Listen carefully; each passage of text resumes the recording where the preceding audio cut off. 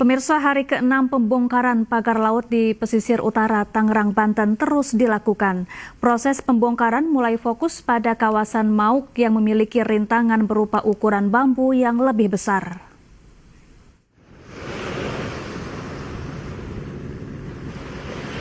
3 km pagar laut di pesisir utara Tangerang akan dicabut.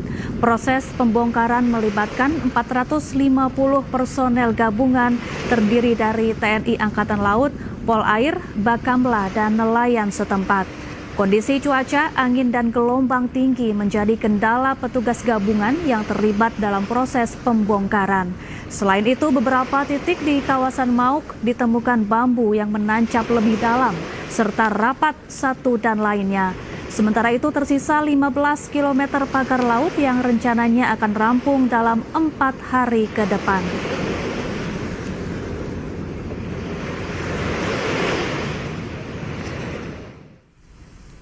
Mantan Menko Polhukam sekaligus pakar hukum tata negara Mahfud MD meminta para menteri yang terseret perkara pagar laut tidak takut mengungkap dalang di balik kegaduhan ini. Kisruh pagar laut diduga mengandung unsur pidana korupsi dan perusakan lingkungan.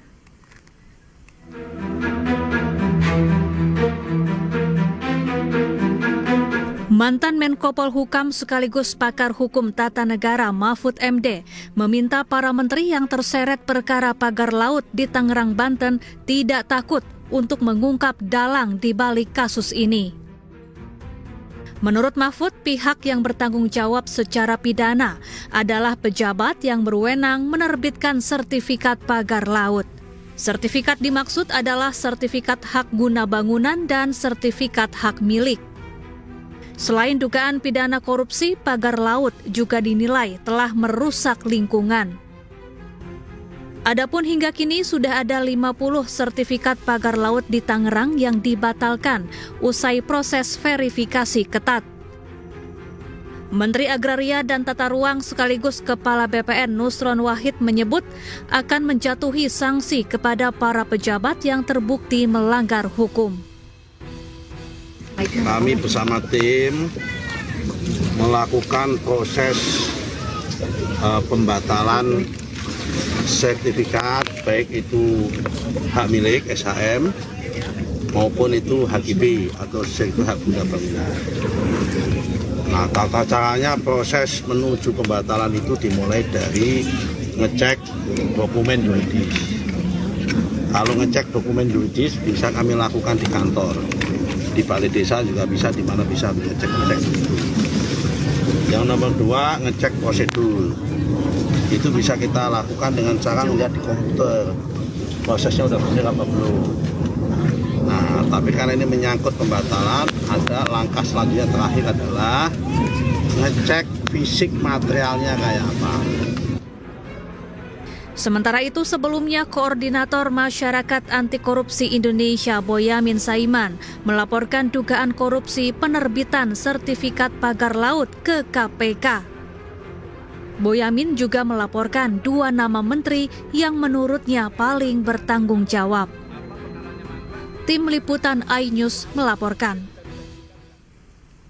Pemirsa, kabar duka datang dari dunia hiburan tanah air. Aktris, penyanyi senior dan politisi Indonesia Emilia Contessa wafat di usianya yang ke-67 tahun. Emilia Contessa meninggal dunia di RSUD Blambangan, Banyuwangi, Jawa Timur, Senin pukul 6 sore waktu Indonesia Barat. Ibu kandung dari penyanyi Denada ini tutup usia akibat gagal jantung. Sebelumnya, Emilia Contessa yang memiliki nama asli Nur Indah Citra Sukma Munshi juga menjalani perawatan intensif akibat penyakit diabetes yang dideritanya. Emilia Contessa dikenal sebagai penyanyi, aktris, dan politisi Partai Perindo. Ia juga pernah menjadi anggota DPD RI periode 2014-2019 Dapil Jawa Timur.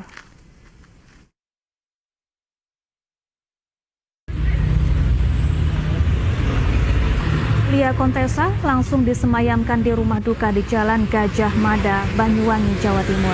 Rencananya jenazah akan dimakamkan di tempat pemakaman umum yang lokasinya sebelah kantor Bupati Banyuwangi besok sekitar pukul 2 siang.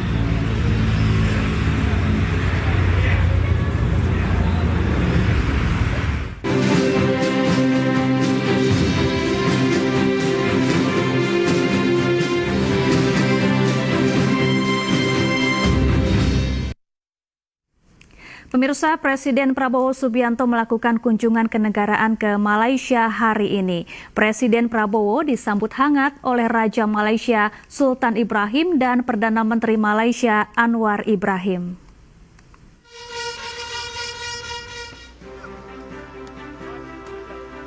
Presiden Republik Indonesia Prabowo Subianto disambut upacara kenegaraan di Istana Negara Malaysia Senin pagi.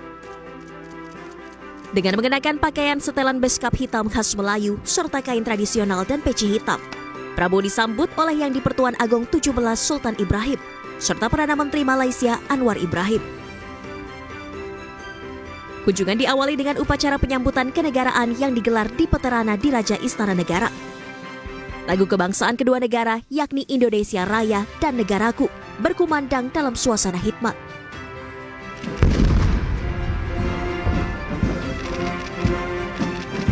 Dentuman meriam sebanyak 21 kali turut menandai penghormatan kepada Presiden Prabowo. Setelah upacara, Presiden Prabowo menghadiri audiensi dengan Raja Malaysia Sultan Ibrahim di Dewan Seri Maharaja. Presiden Prabowo kemudian menerima tanda kehormatan tertinggi dengan gelar Darja Kerabat Johor yang amat dihormati pangkat pertama.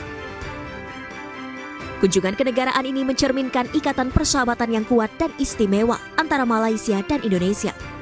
Sekaligus merupakan kunjungan kenegaraan pertama kepala negara dari luar negeri ke Malaysia sejak pelantikan Sultan Ibrahim sebagai Raja Malaysia.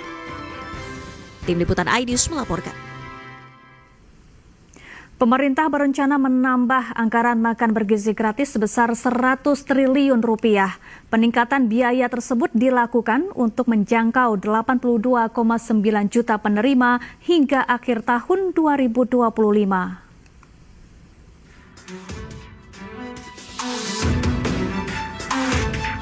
Pemerintah berencana menambah anggaran makan bergizi 100 triliun rupiah. Kepala Badan Gizi Nasional atau BGN, Dadan Hindayana mengatakan, penambahan anggaran ini karena keinginan Presiden Prabowo Subianto untuk percepatan program.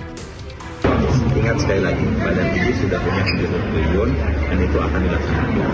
Tapi karena Pak Presiden ingin melakukan percepatan, maka dibutuhkan tambahan biaya. Dan Pak Presiden bertanya kepada Badan Gizi, berapa kalau September mulai dilaksanakan untuk 82,9 juta, maka kami sampaikan tambahan 1 triliun. Jadi bukan Badan Gizi yang kita tambahkan. Itu karena konsekuensi dari keinginan Presiden yang ingin melakukan percepatan. Presiden Prabowo Subianto menyampaikan permohonan maaf karena jelang 100 hari pemerintahan Prabowo Subianto, Gibran Raka Buming Raka, pelaksanaan makan bergizi gratis belum merata. Prabowo mengatakan akhir tahun 2025 ini seluruh sekolah akan mendapatkan makan bergizi gratis. Dan untuk itu membutuhkan waktu. Tapi saya beri penekanan, diupayakan cari cara yang terbaik, tercepat, supaya semua anak-anak kita bisa merasakan. Tapi kalau belum merasakan, saya minta maaf. Tapi insya Allah akhir 2025 ini proyek yang sangat besar, tidak ringan, fisiknya tidak ringan. Tapi saya jamin dananya ada. Ya. Saya jamin dananya ada untuk semua anak-anak Indonesia makan. Dan yang sudah tidak perlu makan ya nggak apa-apa. Beri jatahnya kepada yang perlu. Ya. Dana tambahan 100 triliun rupiah ini diperuntukkan untuk menjangkau 82,9 juta penerima hingga akhir 2025. Keputusan dana tambahan tersebut akan diumumkan oleh Presiden Prabowo Subianto.